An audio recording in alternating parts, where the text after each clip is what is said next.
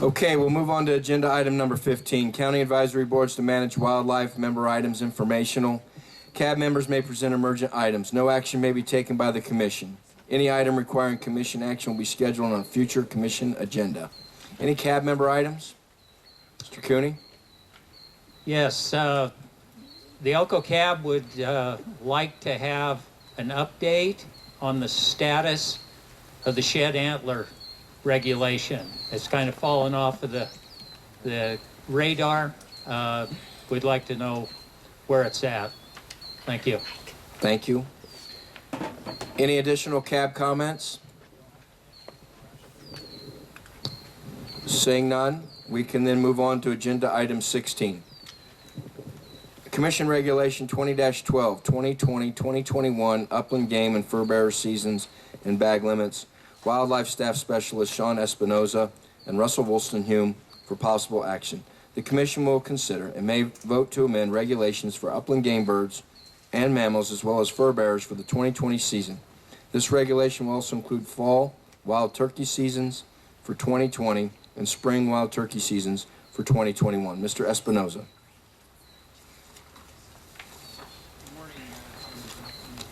Turn your mic on. Is it on? Good morning, Chairman Johnston, members of the commission. I feel like a bit of a Debbie Downer bringing us back to business at hand here. Normally how we approach this, well, first of all, Sean Espinoza, Upland Game Staff Specialist for the record with Department of Wildlife. Normally how we handle this is we sort of break this down into parts, and normally we go through the youth seasons and then the Sage-Grouse Seasons, other upland game, and then move on to the turkey seasons and then the fur bearer seasons. So if it pleases the commission, we would like to approach it like that once again. Sure. So for the youth seasons for Chucker, Hungarian Partridge, Californian Gambel's Quail, and the youth rabbit seasons, we have proposed basically a one-week season, September 26th through October 4th, 2020, and September 25th through October 3rd, 2021, with the various daily bag limits and possession limits. Questions? Sean, we didn't get a comparison from where we were last year for this particular agenda item. Does this represent any change for the youth seasons? Not for the youth seasons. They're pretty comparable to what we had last year. Okay, thanks. But the dates do change, though, just to coincide with days of the week. That's correct. Okay. And I had a quick question. License requirements apply pursuant to NRS 502010. That's in the youth seasons in each of the three categories. I just had a question. It's my understanding that statute is if you're 12 or older, you have to have a hunting license. If you're under the age of 12, you don't. And I was thinking, why don't we just put a parenthetical when you say license requirements apply pursuant to NRS 502010, that you do a parenthetical, sorry to use legal jargon, that would just be youth hunters age 12 and older must have a license. That way people don't have to go search for what the statute says. It's right here in the regulation to make it clear to people that it's those people who are 12 and older that must have a hunting license.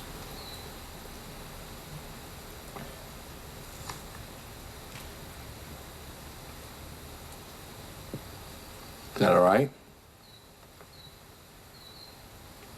Okay. I'm good with that, Chairman Johnston. I think that is helpful for folks that don't go look for regulation to just kind of briefly define what that means. Yeah, it was nothing to it more than just we're referencing statutes. Why don't you give an indication what the statute says? That way you don't make it harder on the user to figure out where you find NRS, which I know what NRS is. Some of you may know, but some people in the public go, what's NRS? Nevada Revised Statute. Okay, how do I find it and navigate it? We just put it right in the reg.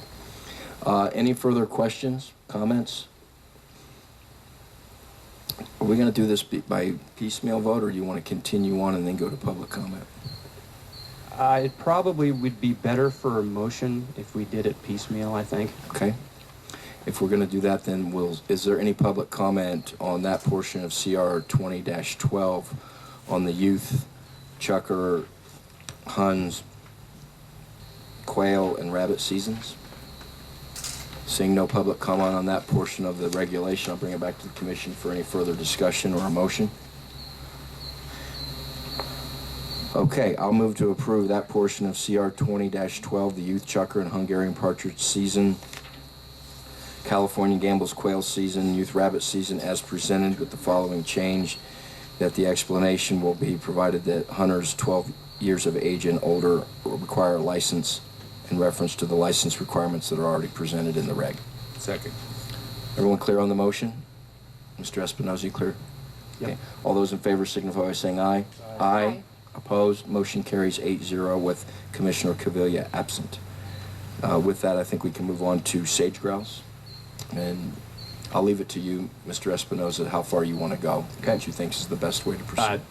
Thank you, Chairman Johnston, and thanks for that point of clarification. And I do think within the small game guide for the youth seasons that we do clarify that.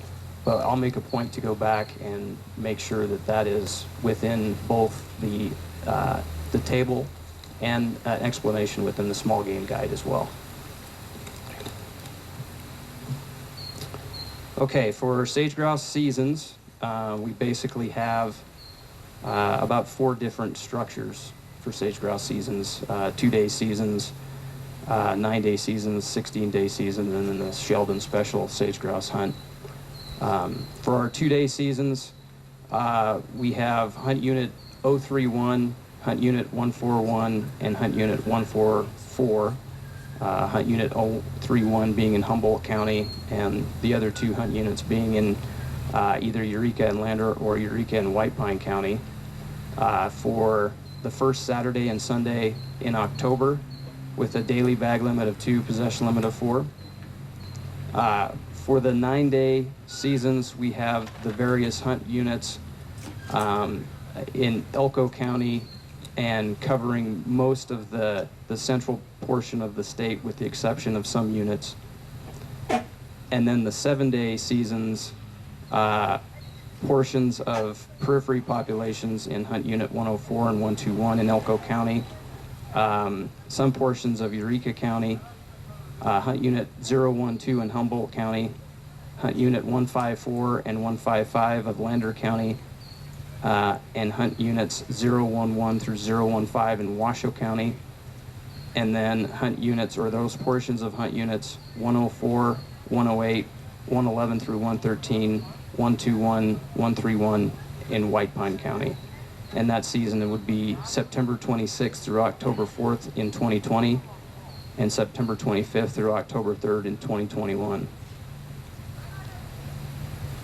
For the Sheldon Special Sage-Grouse Hunt, we are recommending 2 separate seasons, once again, September 19th through 20th, 2020, September 18th through 19th, 2021, and then the second season would be September 26th and 27th, 2020, September 25th through 26th, 2021, with the limit on reservations of 45 reservations in each one of those seasons.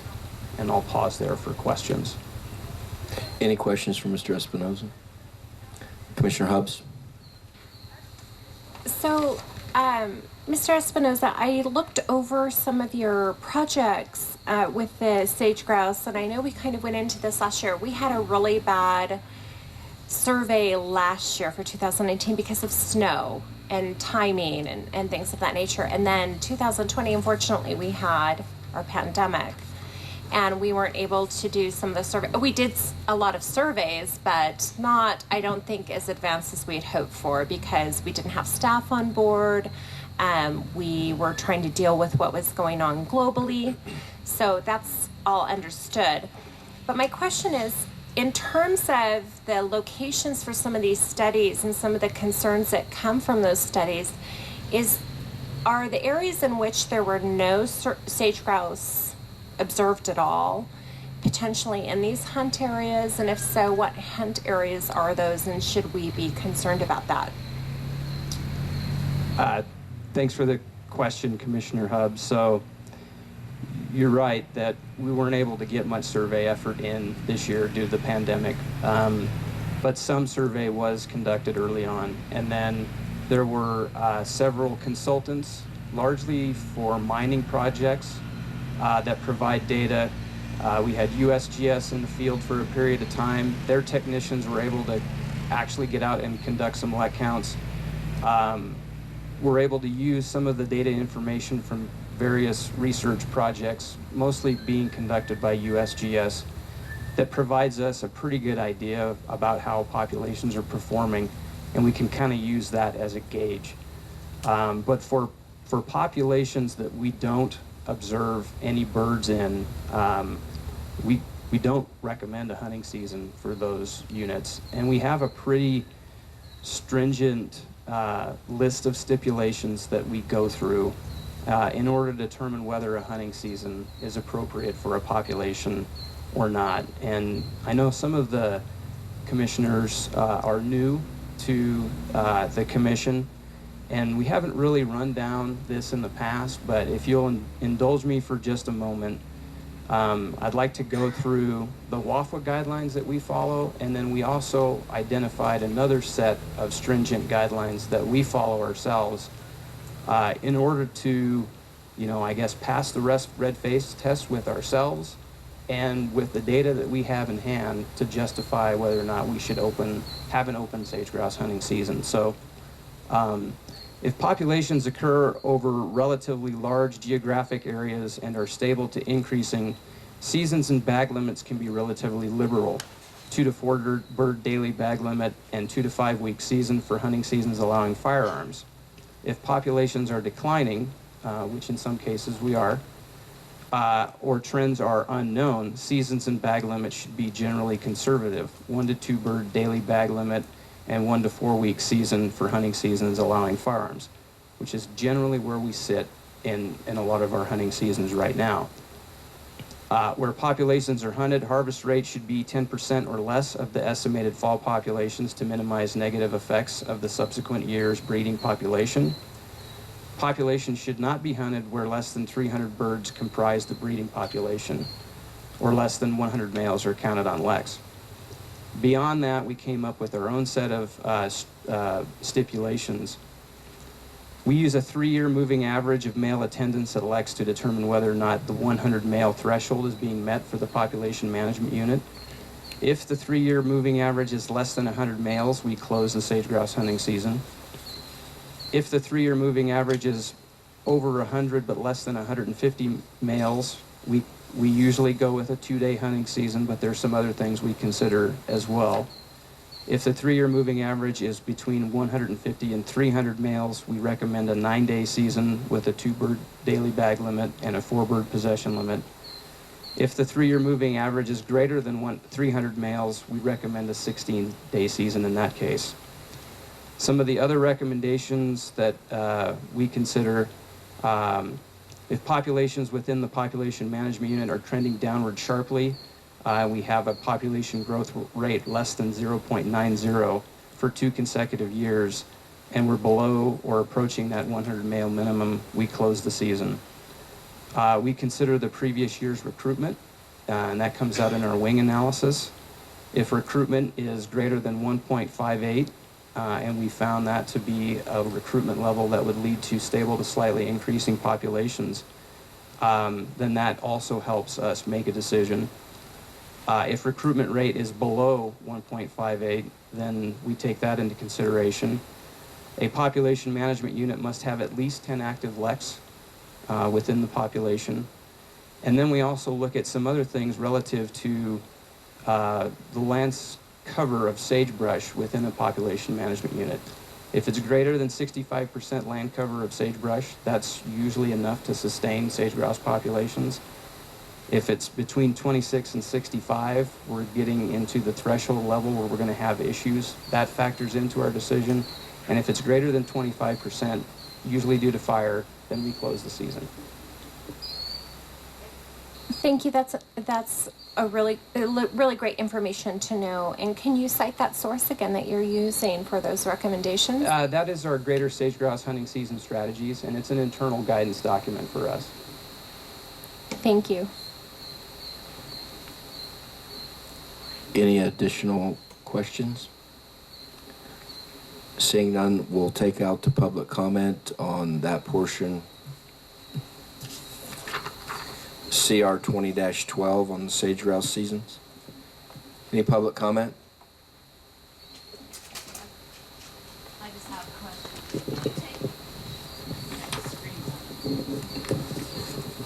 Do you take into consideration predator such as raven sightings and notices by the public of ravens?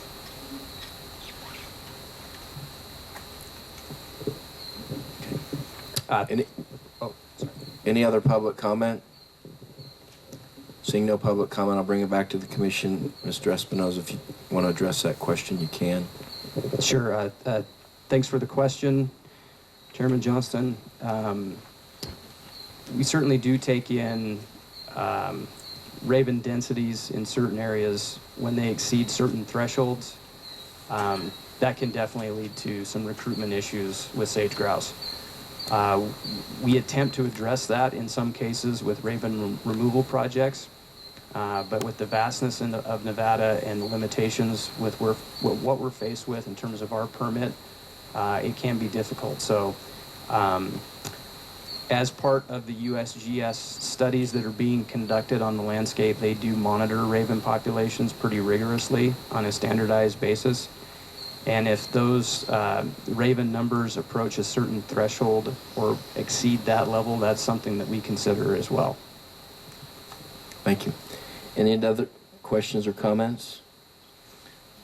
Motion? Commissioner McNinch? Thank you, Mr. Chairman. I'll make a motion to approve the 3 sage-grouse seasons on page 3 and the 2 special sage-grouse hunts on page 4 as proposed by the department. Okay, motion by Commissioner McNinch, seconded by Commissioner Valentine to approve that portion of CR 20-12 covering the sage-grouse seasons and limits. All those in favor signify by saying aye.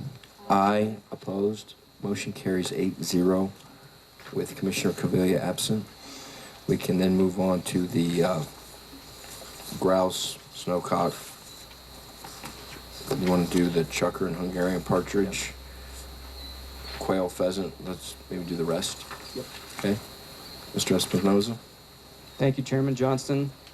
For dusky and sooty grouse, as well as rough grouse, for Carson, Douglas, Elko, Eureka, Esmeralda, Humboldt, Lander, Lincoln, Lyon, Mineral, Nye, and Washoe and White Pine County, we recommend a season from September 1st through December 31st with a daily bag limit of 3, possession limit of 9. For snowcock, we recommend September 1st through November 30th with a daily bag limit of 2, possession limit of 2 in Elko and White Pine County, covering the Ruby Mountains and East Humboldt Range.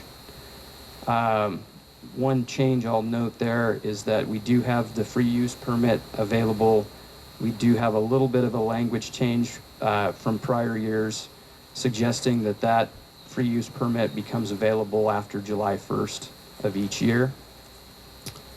For chucker and Hungarian partridge, we recommend beginning the season on the 2nd Saturday in October through the 1st Sunday in February with a daily bag limit of 6, possession limit of 18.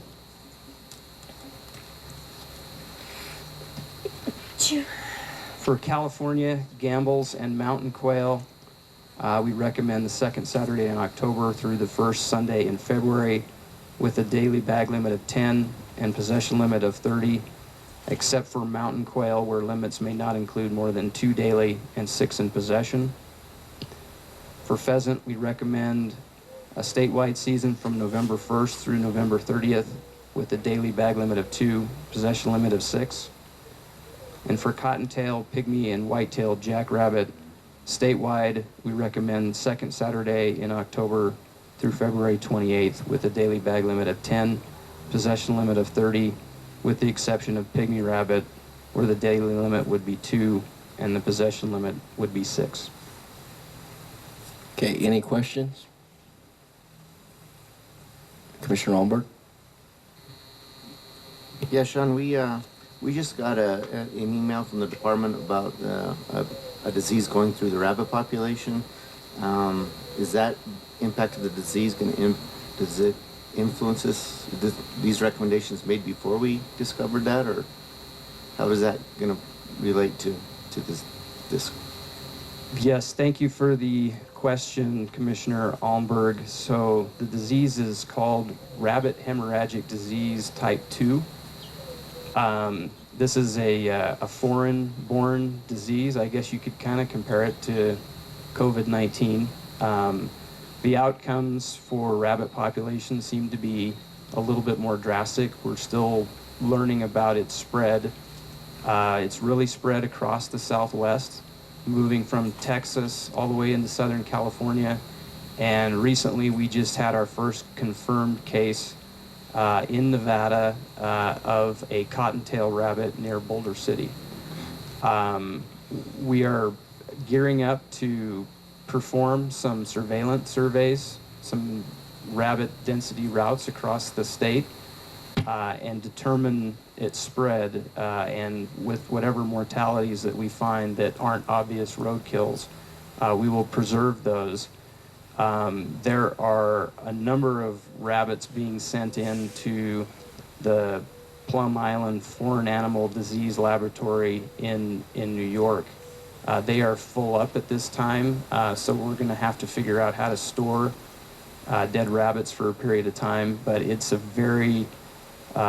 disease that moves rather quickly, spread very easily.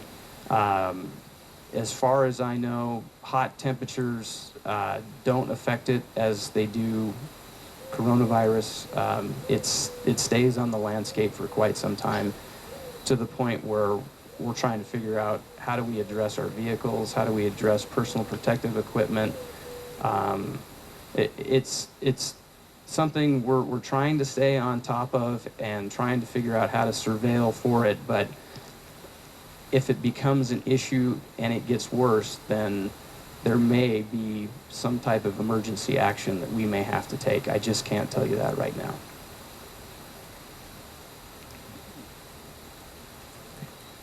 Commissioner Hubbs? Yes, that Commissioner Altenberg brought up something I wanted to wait to bring up until the next agenda item, or one after that. I'm not even sure where we're at. I think it's the next one. But it's just the disease in general. I mean, we've experienced this whole episode where we have transference from markets, animal markets, wild animal markets, to humans. We haven't really talked about it here on the commission, and I know that's kind of, I don't want to say, I mean, it's realistic. We know it's realistic. I mean, like, we're all dealing with it now globally, right?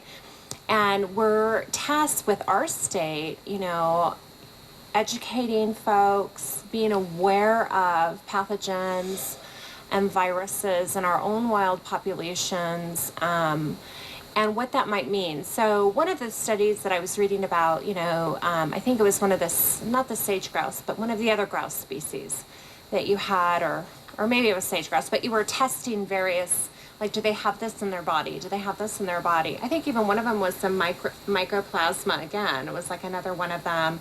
There was like 3 or 4 or 5 types of pathogens that potentially this wildlife could have in their body. My question is, like, should we realistically, as an agency, look at what is life-threatening to potentially humans here in our state? Have there been any studies done on what is carried in our populations? Are we adequately teaching our hunters how to test for contaminated meat or anything that might be unusual? And I know that this is kind of a big esoteric question, but it's just coming up now with the rabbit. I did read something about the small mammals and such, but I think it's a bigger question, but nobody's really bringing this up, and I think it's really important that we talk about it, because are any of these diseases we're talking about transferable to humans, first and foremost?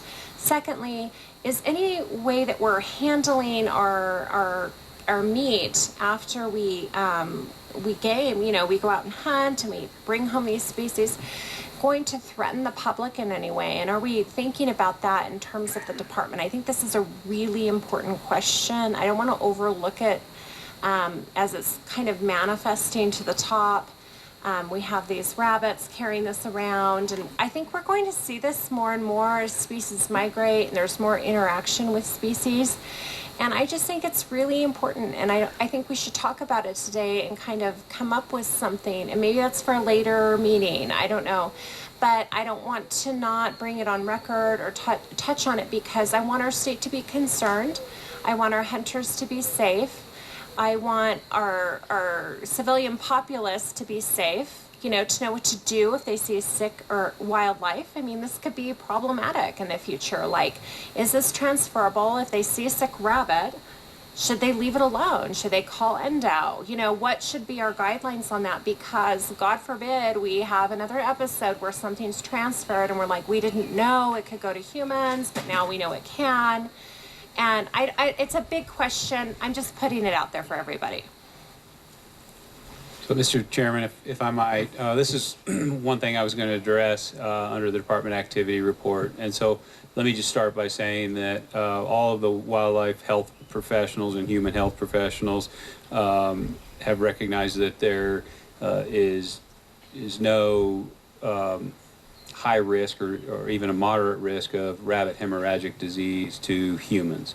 So the belief is that there's no risk to humans as a result of rabbit hemorrhagic disease. But to your question, are people talking about this? I'm on weekly calls, national calls, to address much of this, and these aren't state issues. They're at least countrywide, if not continent-wide, but most of them are global in terms of the scale. There is the Center for Disease Control has a One Health initiative, and we're working through the Association of Fish and Wildlife Agencies to integrate what state wildlife agencies do with CDC under the One Health initiative. So we've provided guidance to many of our rehabbers, people who have scientific collection permits, who are handling bats.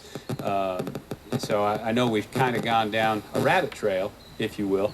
Did I steal your thunder?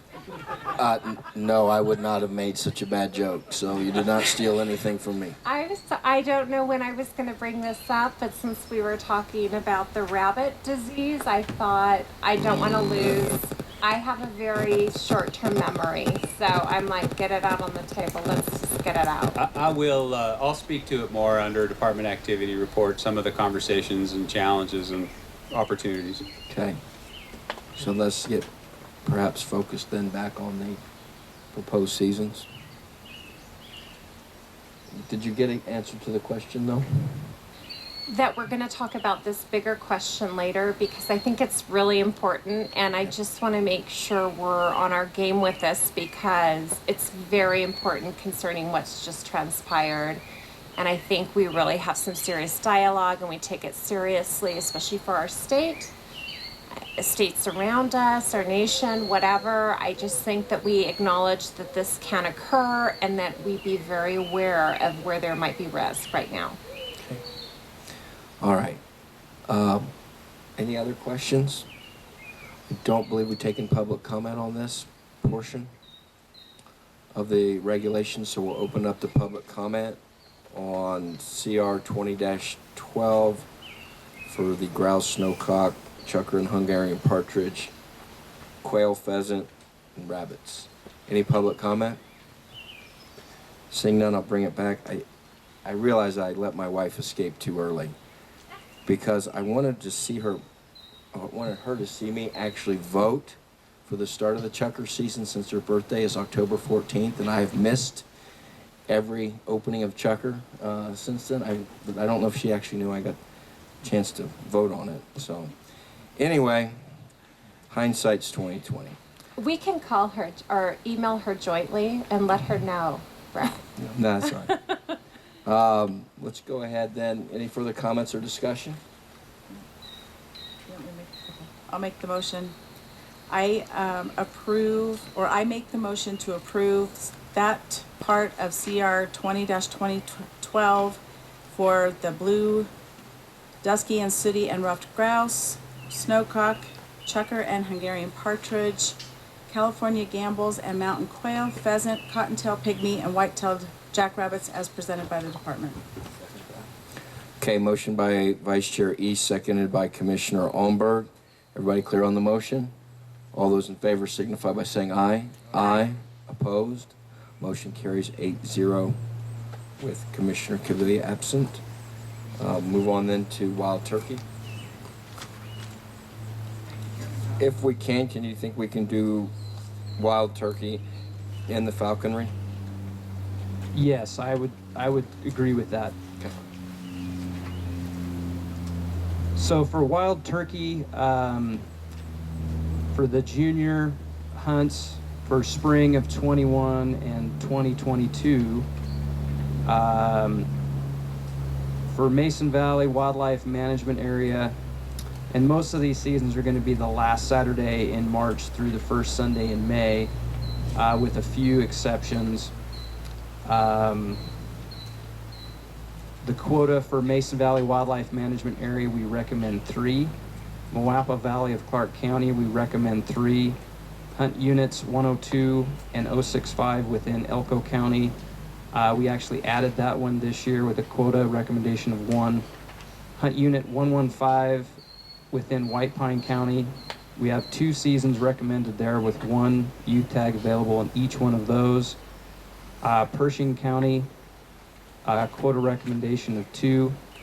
Hunt unit 152 of Lander County, a quota recommendation of 1. And then Lincoln County, a quota recommendation of 4 for the junior hunt.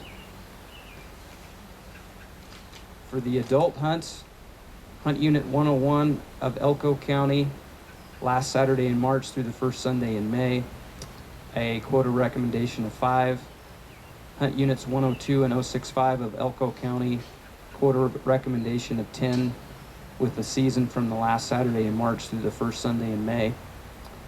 Hunt Units 151 and 152 of Lander County, quota recommendation of 3, last Saturday in March through the first Sunday in May. Hunt Unit 154 in Lander County, which is actually a newer population, last Saturday in March through the first Sunday in May, quota recommendation of 3. In Lincoln County, we're recommending a season from the last Saturday in March through the first Sunday in May with a tag quota recommendation of 12 and a non-resident quota of 1. For Mason Valley Wildlife Management Area, only of Unit 203, we're proposing 3 separate seasons with a resident quota of 5 in each one of those seasons and a non-resident quota of 1 in the middle season. For Moapa Valley of Clark County, we're recommending 3 seasons in 2021 with a quota recommendation of 3 in each one of those seasons and a non-resident quota of 1 in the first season in 2021, and then 3 seasons in 2022 with a quota recommendation of 3 in each one of those seasons and a non-resident quota of 1 in the middle season. Pershing County, last Saturday in March through the first Sunday in May, quota recommendation of 10 for residents, 1 for non-resident, and then Hunt Unit 115 of White Pine County, 2 separate seasons with a quota recommendation of 8 in each one of those seasons.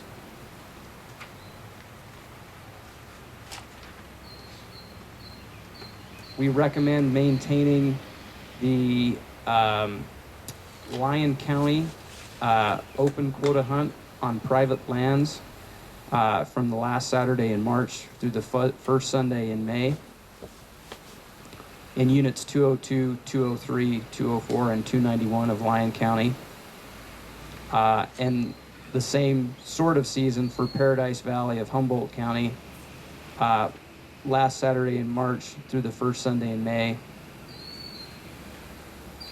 And then also a fall wild turkey season in Paradise Valley of Humboldt County from the first Saturday in October through the last Sunday in October. And then for falconry seasons, we recommend a season of September 1st through the last day of February with a daily bag limit of 2 and possession limit of 8. For all resident upland game birds except for turkey and Columbian sharp-tailed grouse. And the taking of sage-grouse by falconry is only allowed in those units where there is an established open season with a daily and possession limit for sage-grouse and pygmy rabbit of 2 and 4.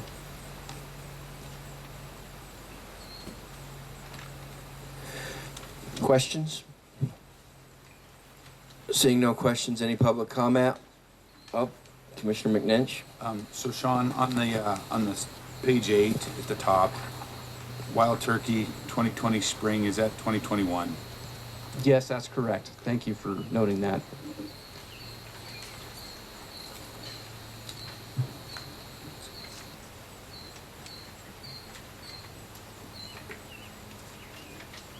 That's page 11.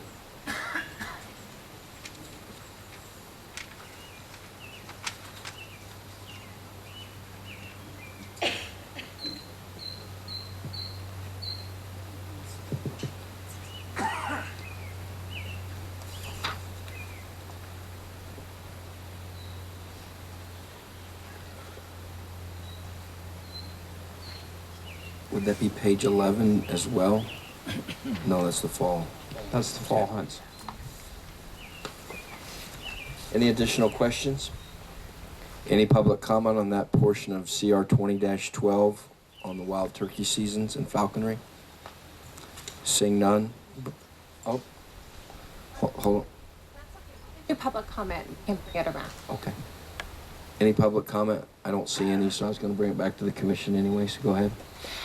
So I think I asked a while ago, wild turkeys are not native to Nevada, correct? That's correct. Right, because we're transferring them, like our current transplant is coming from Idaho, right? Correct. So they're more northern in nature in terms of the West Coast.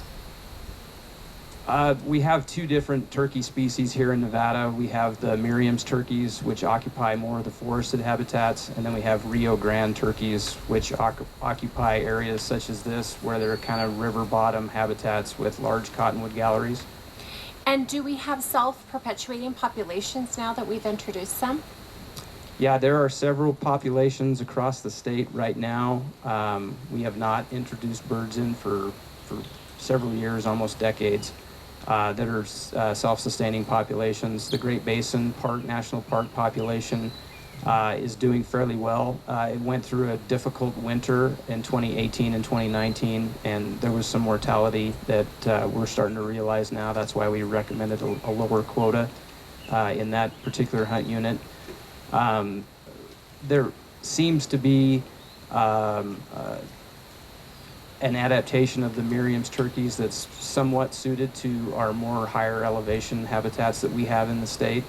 If we find the right source, some of those populations that we have introduced seem to do pretty well. So we're looking for some other places to use those sources in the state. We have a few recommendations. One of them actually will be something that we hear later on this morning regarding a turkey release for this area as well. We think turkeys will do well here on the Walker River Recreation Area.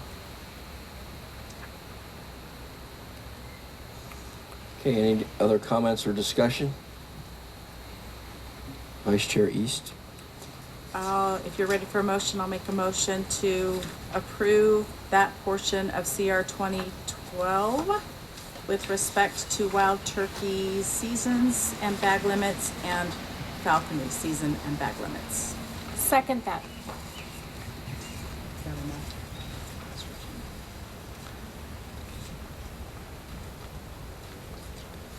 Oh, yes. Including the revision on the wild turkey 2020 spring limited entry hunts 0131 and 0132 with the change to be made to 2021 spring limited entry. And I'll second that also. Is everybody clear on the motion? All those in favor signify by saying aye. Aye. Opposed? Motion carries 8-0 with Commissioner Cavilla absent. We can then move on to, before we get to the fur bearing, since we're going to be changing, I believe, from Mr. Espinoza to Mr. Wilson here, I need a break. So I'm going to call for, we'll resume it at 10:30, and I apologize for that, but we'll resume at 10:30, get the speakers switched out, and then proceed with the fur bearing animals.